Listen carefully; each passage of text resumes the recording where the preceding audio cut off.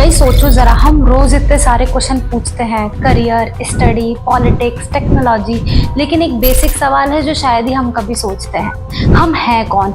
ये बॉडी, ये दिमाग, ये इमोशन एक्चुअली वर्क कैसे करते हैं? सीरीज का नाम है ट्रूथ एक्सपोज्ड। सीरीज के इस पहले एपिसोड में यहाँ हम बात करेंगे उन चीज़ों की जो स्टडी टेक्स्ट बुक में नहीं मिलती और ना ही व्हाट्सएप फॉरवर्ड में। हम फैक्ट्स, लॉजिक, शास्त्र तीनों का मिक्स लेकर आएंगे ताकि हर टॉपिक पे क्लियरिटी मिले, बिना ड्रामा, बिना बातों को घुमाए, सीधा पॉइंट पर। हर हफ्ते एक नया टॉपिक, एक नया पर्सपेक्टिव आज से ही। चलो शुरू करते हैं। एक ऐसा सवाल जो शायद आपने कभी सीरियसली सोचा ही नहीं, आत्मा क्या है और ये कहाँ से आती है? क्या आपने कभी सीरियसली सवाल खुद से पूछा है कि हम सोचते कैसे हैं, हम बोलते कैसे हैं, ये जो बॉडी चल रही है उसके पीछे एक्चुअली कौन सी पावर है? ज़रा पॉज लीजिए और इमेजिन कीजिए, क्या सिर्फ फ्लैश एंड बोन्स ही हैं जो हमें जिंदा रखती हैं? ऑब्वियसली नहीं, इसके पीछे है आत्मा। यही आत्मा हमें सोचने, बोलने, समझने और फील करने की ताकत देती है। और जब ये आत्मा शरीर को छोड़ देती है, हम कहते हैं पर्सन की डेथ हो गई। लेकिन असल में मरता कौन है? शरीर, आत्मा नहीं। अब असली सवाल ये है, आत्मा है क्या, कहाँ से आई है और ये मरती क्यों नहीं? संत रामपाल जी महाराज जी बताते हैं, आत्मा कोई नॉर्मल एनर्जी नहीं है, ये एक चेतन शक्ति है। इसका ओरिजिन है सच्चिदानंद घन ब्रह्म, यानी पूर्ण ब्रह्म। कबीर साहिब जी, कबीर साहिब जी खुद कहते हैं, हम हैं कबीरा सतपुरुष, हम रचो सब लोग, हम ही से सब उपजे, हम ही माता पिता सो। यानी आत्मा को ना ब्रह्मा ने बनाया, ना विष्णु ने, ना महेश ने, बल्कि पूर्ण परमेश्वर से हम कबीर साहिब जी ने क्रिएट किया। वही सर्व उत्पादक प्रभु कबीर साहिब, जिनके बारे में श्रीमद् भगवद गीता के अध्याय 2 श्लोक 17 में कहा गया है, अविनाशी तु तद्विद्धीयन् सर्वम इदं तत्त्वम् विनाशम अवश्य अस्य न कश्चित् कर्तुम् अर्हति।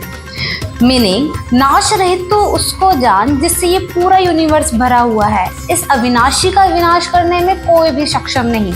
और गीता अध्याय 2 श्लोक 18 में भी कहा गया है, अंतवन्तः इमे देहा नित्यस्य उक्ताः शरीरः अनाशन्नः अप्रेमस्य तस्मात् यद्यस्व भारत।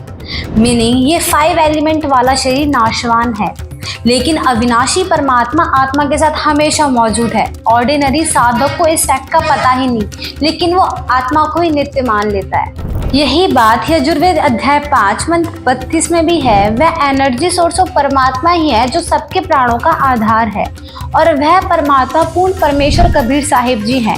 सो क्लियर है, आत्मा किसी डेंटी की क्रिएशन नहीं, बल्कि केवल पूर्ण परमात्मा की क्रिएशन है। अब सोचने वाली बात यह है, अगर आत्मा इतनी ही डिवाइन है तो ये बर्थ, डेथ, पेन और डिजीजेस क्यों सफर करती है?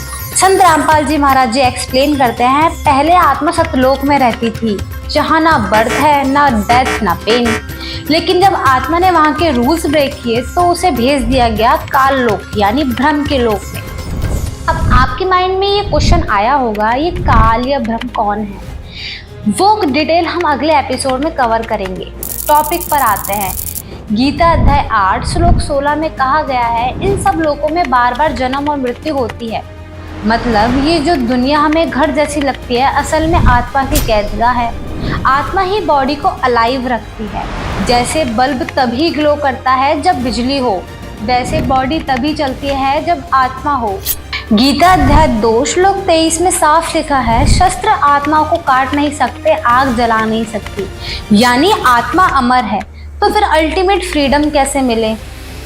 संत रामपाल जी महाराज जी कहते हैं, जब तक आत्मा सतलोक वापस नहीं जाती तब तक उसे रियल पीस नहीं मिल सकती। और ये पॉसिबल तभी है जब आत्मा को कोई पूर्ण संत मिले जो 3 गुप्त नामों की भक्ति दे। गीता अध्याय 4 श्लोक 34 में कहा है, तत्व विज्ञान को जानने के लिए तत्वदर्शी संत के पास जाओ। आज वही तत्वदर्शी संत रामपाल जी महाराज हैं। उन्होंने बताया कि कबीर साहिब ही वो पूर्ण परमात्मा है जिन्होंने आत्मा बनाई और मोक्ष देने की पावर रखते हैं। वो आज भी संसार में हैं और अपने सच्चे नाम से आत्माओं को मोक्ष दे रहे हैं। अब डिसीजन आपका है कि आप उस अमर आत्मा की खोज में आगे बढ़ेंगे या इसी माया के जाल में घूमते रहेंगे। इस एपिसोड में इतना ही। मिलते हैं नेक्स्ट एपिसोड में एक नए टॉपिक के साथ। Thank you.